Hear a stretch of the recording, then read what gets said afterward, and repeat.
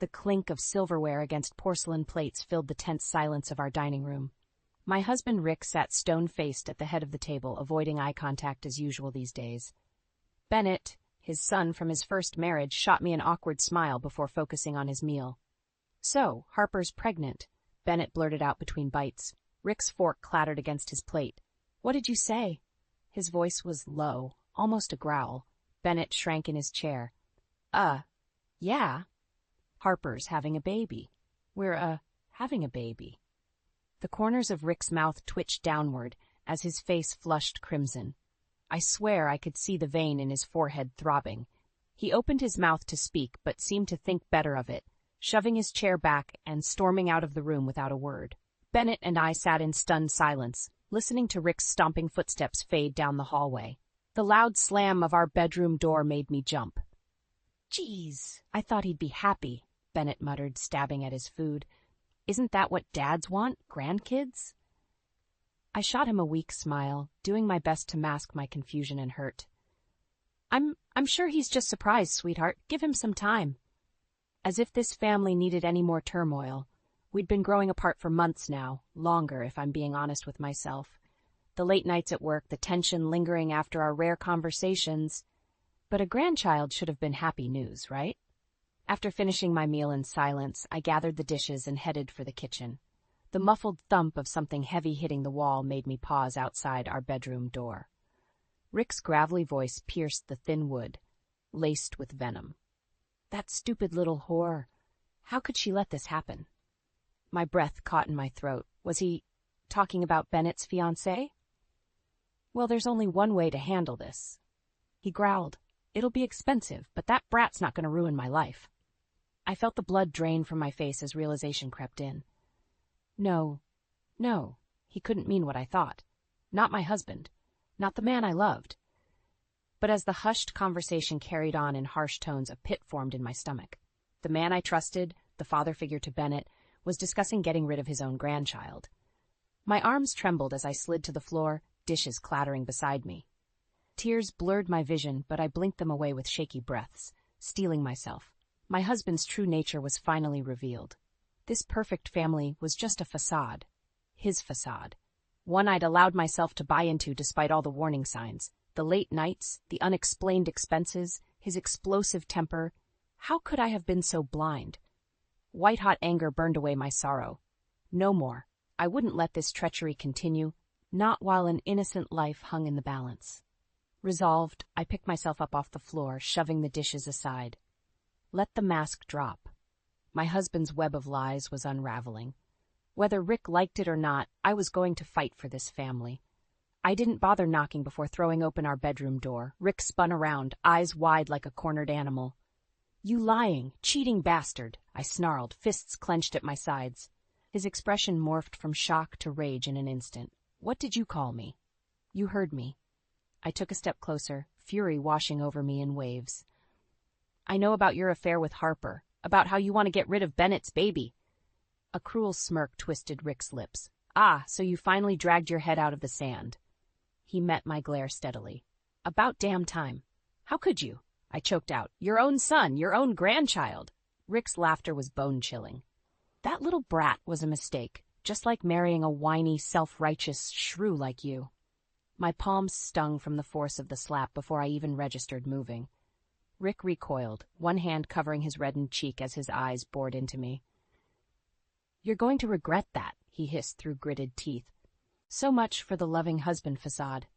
This was the real Rick, a cruel, selfish monster. I should have seen it years ago, but I was too blinded by the illusion he created. Rick lunged forward, grabbing a fistful of my hair and yanking me toward him. Panic seized my chest as his alcohol-laced breath washed over my face. "Maybe I should get rid of you too," he snarled. "Put you out of your misery, like a sick dog." Hot tears sprang in my eyes, but I refused to cry, refused to show weakness. Some deep, primal part of me had awoken, filling me with a cold, bitter resolve. Rick released his grip, shoving me aside roughly. I stumbled back a few steps as he grabbed a crystal tumbler from the dresser, tossing back a mouthful of amber liquid. "What, you got nothing else to say?" He sneered, swirling the glass. "Think you can just walk all over me in my own house?" "Your house." I repeated incredulously. In case you forgot, jackass, I paid for this place with my salary, while you blew money on who knows what. Rick laughed again, deep and mocking. You naive little fool, don't act so high and mighty, like I haven't been funding your pathetic existence all these years. What are you talking about? I demanded through gritted teeth. Your clinic, your so-called mobile health unit, all that selfless savior bullshit. He took another swig, sloshing liquid over the rim. You think insurance paid for that, or your pitiful nursing wages? A cold chill swept over me as Rick's words sank in. He couldn't mean. Could he? I've been taking money from your accounts for years, paying my own way, and that little slut Harper's too. Rick shrugged nonchalantly. What, you think I actually loved you? That this was a real marriage? Every word was like a dagger in my heart. My entire life, my sense of self and worth, it had all been built on his lies and deception. In that moment, it felt like my world was crumbling all over again. It took every ounce of willpower not to completely fall apart after Rick's admission. As he ranted and raved, gulping down glass after glass of scotch, I bit my tongue until I tasted blood. Getting hysterical would only give him more satisfaction. No, I needed to stay calm. Focused. Start gathering the evidence to take this bastard down. The moment Rick passed out in a drunken stupor, I crept out of the room and down the hall to the study. My hands trembled as I fired up his computer, locating his account files with shaking breaths. Line after line of withdrawals and transfers leapt off the screen, each one like a slap in the face. Tens of thousands siphoned from my savings and retirement over the years, all to fund Rick's sham of a life. Tears stung my eyes, but I blinked them away furiously, clenching my jaw. He would pay for this. I would make sure of it. Images and documents scattered across the desktop caught my eye. Plane tickets to Aruba, reservation confirmations at luxury resorts, bank statements for an offshore account in Harper's name. My heart pounded as I pieced together the sordid paper trail. That deceitful, lying prick had been robbing me blind for years to bankroll his sick little tryst. Fury boiled in my veins, blurring my vision.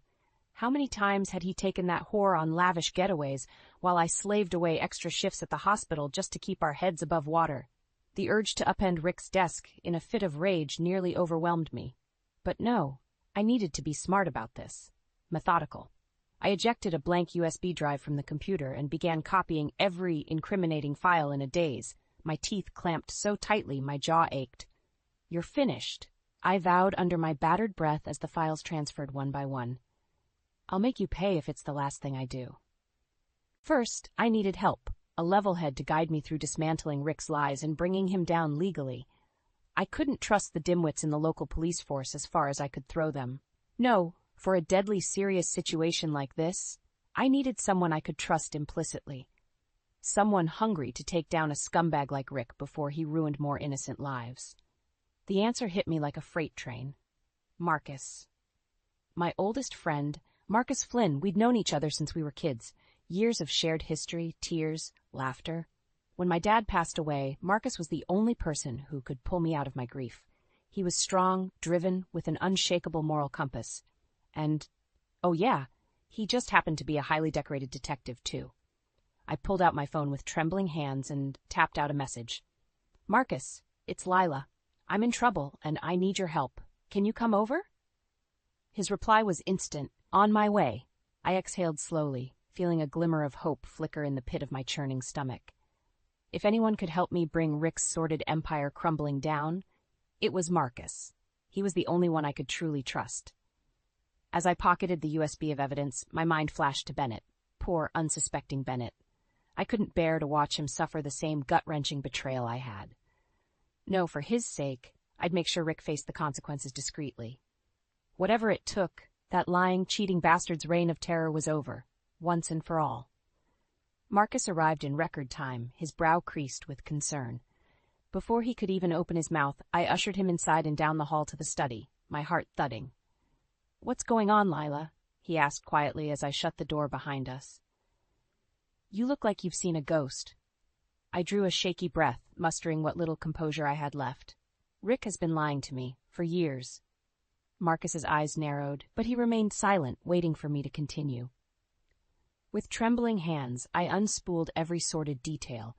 Rick's affair with Bennett's fiancée Harper, his plans to force an abortion, the money trail of theft and deception. By the time I finally trailed off, Marcus's jaw was tightly clenched, a muscle twitching. "That lying, cheating son of a bitch," he muttered through gritted teeth. He met my gaze, his expression softening slightly. "I'm so sorry, Lila. You didn't deserve any of this." I shook my head mutely, too drained to muster a response. After taking the USB drive from my outstretched hand, Marcus began scrolling through the files, his frown deepening with each piece of damning evidence. "We've got him dead to rights," Marcus finally said, looking up at me intently. "Between the money trail, the travel records, Harper's testimony, I can take this scumbag down." I felt a rush of relief, quickly quashed by a nagging thought. But what about Bennett? This would destroy him. He's going to find out the truth eventually. Marcus's jaw tightened. "Better he hears it from you in a controlled setting." "No." The word burst forth before I could rein it in. "I can't put him through that hell, Marcus." "Not yet." Marcus opened his mouth to protest, but I cut him off with a pleading look. "Please, let me handle this my own way, at least at first, for his sake." He eyed me carefully for a long moment before giving a curt nod. "All right, we'll play it your way initially. What did you have in mind?" I chewed my lip, wheels turning. "We need Harper to testify? Get her on our side?" I trailed off, pondering our next move. "Leave that to me," Marcus said grimly. "I know just how to make her sing like a canary." I suppressed a shudder, not wanting to dwell on what that entailed. As despicable as Harper's actions were, the thought of her enduring the same torment I had made my stomach churn. An idea sparked in my mind, rapidly taking shape. If we can get her on board, turn her against Rick with hard evidence, we could take him down without implicating Bennett at all. Make it seem like we're just going after Rick for the financial crimes. Marcus considered this for a moment before giving a curt nod of agreement. "Could work. I'll take care of Harper, get her on our side officially. And I'll keep up appearances for now," I said with an air of resolve. "Let Rick go on thinking everything is normal until we can move in for the checkmate." A grim smile tugged at the corner of Marcus's mouth. "Like taking a scalpel to a tumor. Precise and calculating. I like it." His words lit a fire in my belly, burning away the last of my fear and dread over the situation. Marcus was right. It was time to go on the offensive against Rick, to fight back with cold, exacting precision. No more games, no more empty promises or passive suffering. "Good," I stated firmly. "Then we have a plan, and one way or another I'll make that bastard pay his dues." We shook hands, sealing our pact. A new chapter was beginning, one of rage, retribution, and ultimately long overdue justice. After all Rick had put me through, all the hurt and anguish and betrayal, he was about to learn just how merciless a vengeful, scorned woman could be. For 2 agonizing weeks, I played the role of the oblivious, devoted wife to perfection. Each fake smile, each empty pleasantry through gritted teeth only fueled my simmering rage. Rick remained clueless, prancing around like he'd gotten away with the ultimate heist. The arrogant prick even had the audacity to flaunt his affair, leaving for business trips with that little tramp Harper every few days. All according to plan. When Marcus finally gave me the signal, I felt a dark sense of satisfaction wash over me. Showtime. I agreed to meet Rick at a swanky bistro downtown after his return from yet another illicit rendezvous. As we waited for our drinks, I watched him preen and posture, utterly convinced he'd beaten me into submission. The smug bastard had no idea what was coming. "You seem awfully chipper," I commented lightly, keeping my expression neutral. Rick's lips curled into a lazy smirk. "What can I say, dear? I'm a man reborn." He chuckled to himself. "No more burdens, no more dead weight dragging me down." I clenched my jaw, riding out a wave of white-hot fury. "Stay calm," I reminded myself. Let him keep digging his grave. "In fact," Rick continued airily, "I've been meaning to discuss some things with you, about the future and all that." "Such as?" I prompted, keeping my tone conversational. Rick's grin widened as he leaned across the table. "Well, for starters, I'd like to discuss getting a divorce. An amicable one, of course. I'm not a monster." A bark of laughter punctuated his words. "We can divide up assets like rational adults. I'd plan to be generous, considering your disadvantages." My heart thudded, but I forced myself to remain stoic. My disadvantages? No need to play coy. Rick waved a hand dismissively. We both know I'm the real breadwinner in this family. All those little hobby projects of yours, the clinic, health van, that would have fallen apart years ago if not for me. A low chuckle rumbled up from my chest. Is that so? Rick's brow furrowed slightly at my reaction, but his patronizing smirk remained. Yes, well, I think it's time we... Save it. I cut him off sharply. I'm not interested in your pathetic little settlement offers. Anger flashed across Rick's features before he regained his composure. Now, let's not be hasty. The only one being hasty was you. I stared him dead in the eye, acid dripping from each word. Thinking you could lie, cheat, steal, and pay your way out of consequences. His face drained of color. What are you talking about? I know everything, Rick. I leaned forward, keeping my voice low and venomous. About the money you siphoned from me to fund your twisted tryst with that whore Harper. About how you plan to force an abortion on your own grandchild. Rick's mouth worked soundlessly, grasping for a response. But there was no way out. I had him cornered. You're finished, I hissed with finality. The evidence has been collected, testimony secured. Your day of reckoning is here. As if on cue, Marcus appeared behind Rick, his face set in a grim mask. Richard Harrison, you're under arrest for embezzlement, fraud, and domestic abuse. Rick recoiled in shock, eyes bulging as Marcus recited his rights. When he turned back to me, his expression was one of pure, unadulterated hatred. You crazy bitch, he snarled, struggling against Marcus's restraints. I'll make you pay for this, you hear me? I'll take everything from you. I simply watched, unmoved, as Rick was forcibly dragged away, his threats and curses echoing through the restaurant. As the doors swung shut behind him, a wave of something I hadn't felt in years washed over me. Peace. There would still be messiness. Lawyers, divorce proceedings, uprooting my life yet again. But in that moment, it all felt extraordinarily trivial. Rick's reign of terror and deception was over. Justice, sweet justice, had been served. And I, the meek, downtrodden wife he'd so mercilessly trampled, I was the one who'd brought him to his knees. All the pain, the betrayal, the sleepless nights of torment. In the end, it had all been worth it to witness the bastard's downfall. My phoenix moment had arrived. The courthouse was packed to the rafters, a veritable media circus, thanks to the lurid details of Rick's crimes being leaked. I spotted more than a few familiar faces from the neighborhood gawking shamelessly. So much for discretion.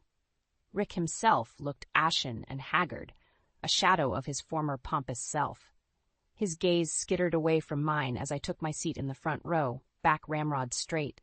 Let him feel the weight of the community's disdain. He deserves that and more. Marcus squeezed my shoulder reassuringly as the bailiff called the room to order. Stay strong, he murmured. I gave an imperceptible nod, drawing in a stealing breath. After all the lies, the betrayal and torment, it was time to watch Rick's world crumble. One by one, the witnesses took the stand. Financial advisors, private investigators, even a few of Rick's former business associates. Their damning testimonies painted a lurid portrait of greed, manipulation, and wanton treachery. The sheer scope of Rick's depravity made my head spin. It came as no surprise when he was found guilty on all charges: embezzlement, fraud, domestic abuse. And yet, a vindictive part of me still savored the way the blood drained from his face as the verdict was read. I was up next, bracing myself as I took the stand. Up close, Rick's eyes were sunken, rimmed with dark circles, the eyes of a man already defeated. But still, that same toxic arrogance simmered behind his glare as our eyes met, a silent promise of vengeance if I dared speak out against him. Mrs. Harrison, the prosecutor prompted gently, in your own words, can you describe your relationship with the defendant? A bitter chuckle escaped my lips before I could restrain it. My relationship? I turned my gaze to meet Rick squarely. That's a pretty weighted term to describe the hell he put me through. Objection! Rick's attorney sputtered, leaping to his feet, non-responsive and argumentative. The judge silenced him with a withering look. I'll allow it. Please continue, Mrs. Harrison. For a span of aching heartbeats, the courtroom held its collective breath. I could sense the weight of judgment pressing in from all sides, awaiting my testimony. Steeling myself, I began to recount the sordid tale, the money trail of theft and deception, the mental and emotional abuse, the outrageous affair with my stepson's fiancée. Each agonizing detail poured from my lips with startling clarity, as if the wounds had been reopened anew. Out of the corner of my eye, I caught Bennett flinch as I recounted learning of Harper's pregnancy. Poor kid. At least he'll be spared the worst of it. By the time I finished, not a sound could be heard in the courtroom, save for the occasional hushed murmur or throat clearing. The weight of Rick's betrayal seemed to have stunned the masses into silence. Except for Harper, I noticed Riley. She sat in the rear of the gallery, chin raised defiantly as she met Rick's withering glare. At least I'd have that, the satisfaction of knowing I wasn't the only one to yank the rug out from under that smug prick. "Thank you, Mrs. Harrison," the judge said at last, clearing his throat brusquely. "You may step down." With a curt nod, I vacated the stand, allowing myself one final withering glance at the broken husk of the man I once loved. The self-righteous arrogance that had once radiated from Rick in waves was nowhere to be found, only a pitiful shell of shame and defeat. His day in the sun was over, and it was all his own doing. An odd sense of melancholy washed over me then, startling in its intensity. So much pain, so much wasted time and effort, all for his selfish desires and fragile ego. If only he'd been capable of loyalty, of integrity. Maybe then none of this would have happened. But those ponderings were for another time. For now there was only resolution, finality, as the judge returned to deliver Rick's sentencing. Heavy fines and asset seizures. Prison time. Decades of it. Every meaningful piece of the life he'd so carefully constructed, every ill-gotten prize he prized, ripped away, one by one. As the bailiffs led Rick away in shackles, I felt the first inklings of a strange new emotion blossoming in my chest. Lighter than the bitterness and rage, yet somehow deeper, woven through with wisdom hard-earned. Liberation. I was shrugging off the shackles of Rick's betrayal at long last, ready to begin anew. And this time, the path forward was of my own making. The divorce proceedings were surprisingly civil, all things considered. With Rick facing hard prison time and the bulk of his assets seized, he had little recourse to contest. Not that I would have allowed him to squirm his way out of taking responsibility. Our decree was finalized quickly and quietly, no dramatic courtroom showdowns or underhanded delays. Just 2 signatures scrawled onto documents, officially untying the knot. I can't say I felt any sense of sadness or heartache as I inked my name, just resignation, release, the closing of one tumultuous chapter, and the prospect of beginning anew. It helped that I wasn't alone this time. "You ready for this?" Marcus appeared in the doorway, hands tucked casually in his pockets. Always the steady presence, my rock through the whole sordid affair.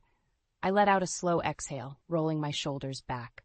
More than ready. It's time to leave the past behind for good. A ghost of a smile played across Marcus's lips as he gave a slow nod of understanding. Funny how just his familiar presence could instill such a sense of tranquility. After the chaos and torment, having an ally I could truly trust was invaluable. With the RL&C offices in our rear view, an odd giddiness took hold, a sense of weightlessness, like awakening from a fevered dream. The future was finally unwritten, ripe with possibilities. Over celebratory pancakes at our favorite diner, I couldn't stop stealing sidelong glances at Marcus, committing every laugh line and crinkle to memory. He really was devilishly handsome when he wasn't weighed down by the job, I mused. Our eyes met over the table, twin sparkles of mischief dancing there. "What?" I teased. "Something on my face?" Marcus chuckled, low and warm. "No, just hadn't seen you look so carefree in ages. It's nice." I felt heat creeping up my neck at the unexpected compliment, but didn't look away. There was no need to hide or deflect anymore, not with Marcus. "Well, get used to it, detective. The shackles are off now." An undeniable spark of chemistry crackled between us, one I didn't feel the need to resist or dwell on overanalyzing. Not now, maybe not ever. We'd have time to explore whatever this was. For the first time in forever, the path forward was my own to forge. The days and weeks ahead passed by in a contented blur. I sold the home Rick and I had shared, cashed out what assets I could recover, and began making plans.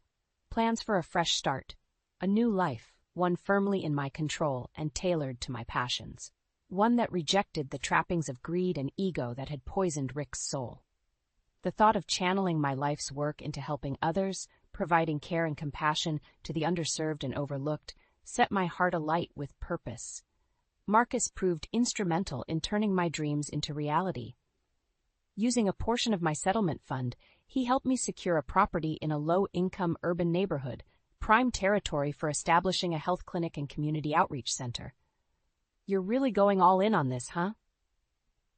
he commented as we pored over zoning permits one evening, highballs in hand. I shot him a wry look over my glasses. "You sound surprised. This is what I was born to do, Marcus. Make a real difference in people's lives." "No, I know." He held up placating hands, a hint of a smile playing at his lips. "Just an observation. You've got that fire in your eyes again, that sense of purpose. It's admirable." I felt my cheeks warm at the praise, suddenly grateful for the stack of paperwork shielding us. Focus, Lila. As the clinic took shape, a refurbished space brimming with warmth and cleanliness, I poured every ounce of my energy and passion into crafting the ideal care environment.